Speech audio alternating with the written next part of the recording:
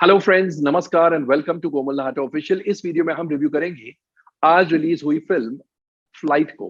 लेकिन फ्लाइट में चढ़ने से पहले आपको याद दिला दूं कि अगर आपने अभी तक हमारे चैनल को सब्सक्राइब नहीं किया है तो इस वीडियो को देखने के तुरंत बाद जरूर कीजिएगा।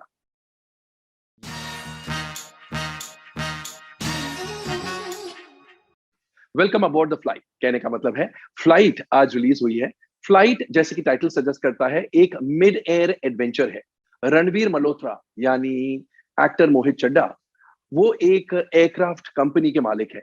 उनके बोर्ड ऑफ डायरेक्टर्स पर बलराज सिंह यानी पवन राज मल्होत्रा, रमन खन्ना यानी जाकिर हुसैन, नाथवानी यानी विवेक वासवानी और फरीद यानी एक्टर फरीद करीम हैं। और उनकी कंपनी का एक एयरक्राफ्ट क्रैश हो जाता है। अब ब्लैक बॉक्स नहीं मिल रहा है, लेकिन रणवीर इज वेरी रिसोर्सफुल और फाइनली बोर्ड ऑफ डायरेक्टर्स बहुत परेशान है कि किस वजह से क्रैश हुई है, ब्लैक बॉक्स बिना क्या करेंगे। लेकिन रणवीर मल्होत्रा को ब्लैक बॉक्स मिल जाता है।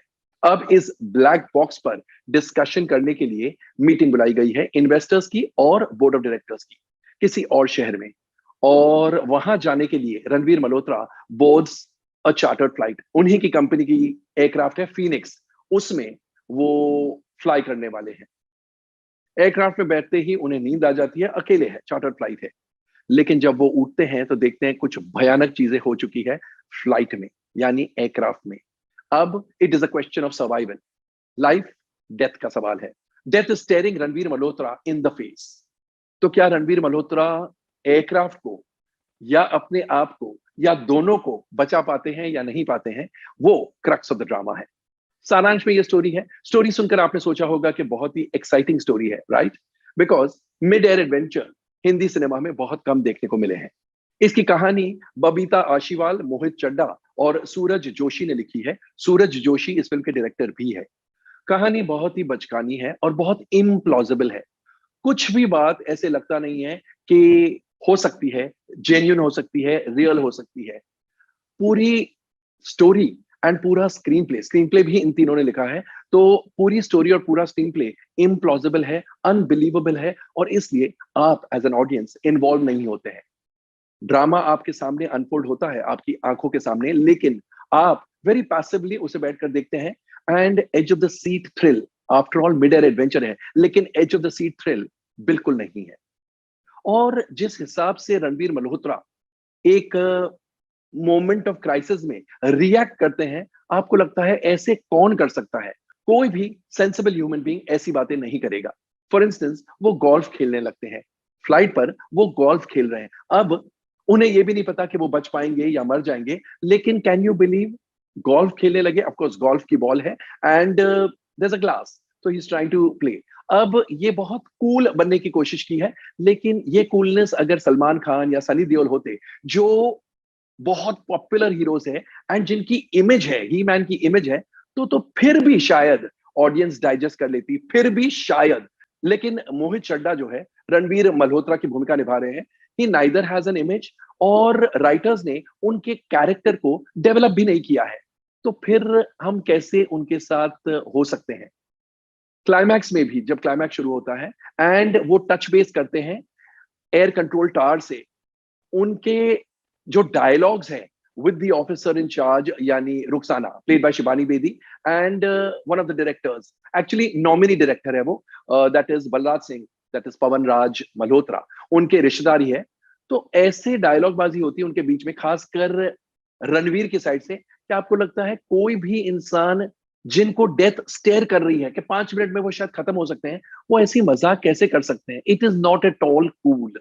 तो आसानी से ये कहा जा सकता है कि बबीता आशीवाल, मोहित चड्ढा और सूरज जोशी, तीन राइटर्स जो है, story screenplay dialogue writers, उन तीनों को सुर मिला ही नहीं है। उन्होंने एक बहुत ही गलत सुर पकड़ा है फिल्म की कहानी, पटकथा और संवादों में, और इसलिए नथिंग मेक्स एन इम्पैक्ट।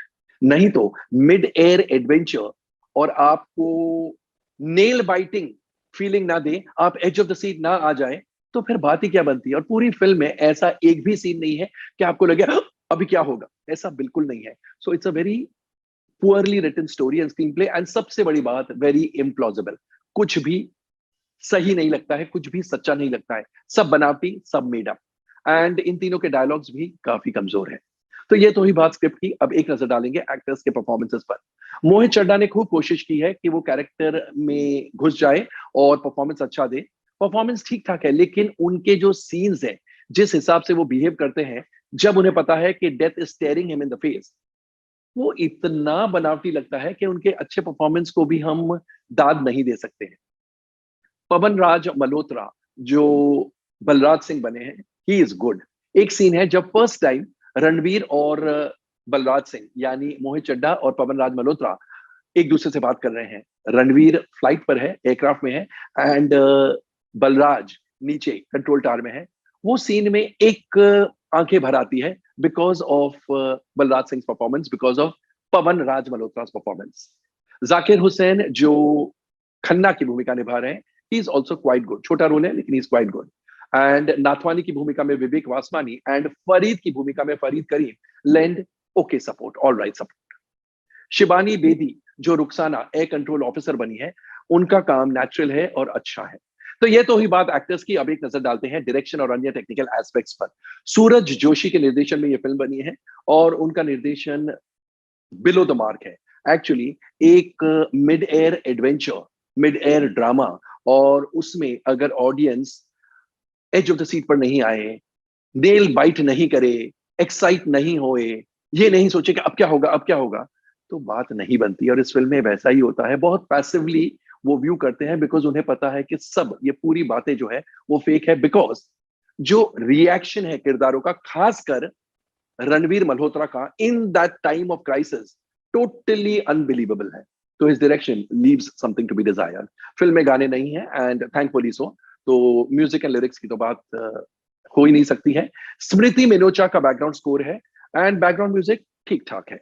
दीपक पांडे की सिनेमेटोग्राफी काफी ठीक है। विजुअल इफेक्ट्स जो क्रेजी बॉयज वीएफएक्स कंपनी ने किए हैं, क्रेजी बॉयज यानी मोहित चड्ढा की प्रोडक्शन कंपनी, जो इस फिल्म के प्रोड्यूसर भी है, हीरो भी है, एंड विजुअल इफेक्ट्स भी उन्हीं की कंपनी के हैं। तो विजुअल इफेक्ट्स ठीक ठाक है। एक्शन सीन्स निशांत खान और प्रदीप कुमार के हैं, प्रदीप कुमार थाईलैंड के हैं, तो ठीक ठाक है। एंड अमित पठानिया की प्रोडक्शन डिजाइनिंग काफी अच्छी है। इनफैक्ट एयरक्राफ्ट का जो सेट है वो बढ़िया है। और राहुल माथुर की editing leaves a lot to be desired. Editing बहुत कमजोर है। तो ओवरऑल फ्लाइट एक ऐसा मिड एयर एडवेंचर है which will just simply not take off. इसकी शुरुआत ही इतनी कमजोर होगी कि उसके बाद पिकअप होने के चांसेस तो ना के बराबर है। आज कहने की जरूरत नहीं, आज इस फिल्म की ओपनिंग बेहद कमजोर है। तो दोस्तों, कैसा लगा हमारा review of flight? Comment section में जाकर अपने कमेंट जरूर पोस्ट कीजिएगा।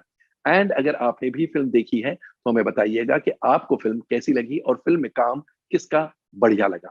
एंड जैसा मैं हमेशा इन दिनों कहता हूं, stay safe, stay relevant, and yes, stay tuned.